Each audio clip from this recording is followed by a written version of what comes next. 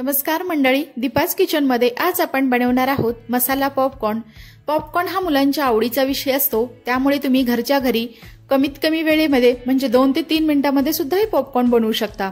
चला तर मग पॉपकॉर्न साठी लागणारे सर्व साहित्य आपण पाहूयात। इथे मी अर्धी वाटी पॉपकॉर्नची असणारी मका घेतलेली आहे, त्यानंतर 1 चमचा हळद घेतलेली आहे, तसेच आपण इथे 1 चमचा चाट मसाला घ्यायचा आहे आणि चवीनुसार मीठ घ्यायचं आहे। इकडे मी नॉनस्टिकची कढई गरम करायला ठेवलेली आहे। नॉनस्टिक ऐवजी तुम्ही साधी सुद्धा कढई इथे वापरू शकता किंवा तुम्ही कुकर मध्ये सुद्धा हे पॉपकॉर्न बनवू शकता।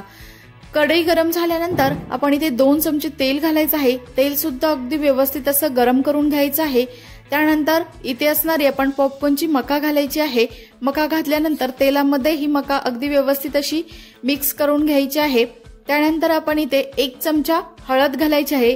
हळद घातल्यावर सुद्धा आपण त्याला परत एकदा परतून घेणार आहोत आणि त्यानंतर आपण इथे 1 चमचा चाट मसाला घालायचा आहे, त्यामुळे मुलं हे आवडीने पॉपकॉर्न खातात।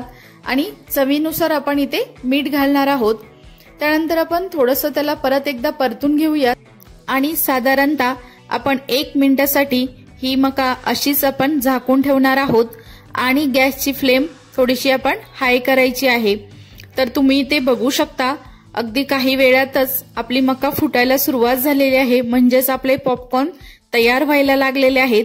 तर पॉपकॉर्न आपण अनेक वेगवेगळ्या प्रकारे बनवू शकतो। कॅरामल पॉपकॉर्न असेल किंवा चीज पॉपकॉर्न असतील, तसेच तुम्ही अजून यामध्ये ब्लॅक पेपर पावडर किंवा तुम्ही रेड चिली पावडर सुद्धा टाकून पॉपकॉर्न बनवू शकता, ते सुद्धा अगदी खायला चविष्ट लागतात।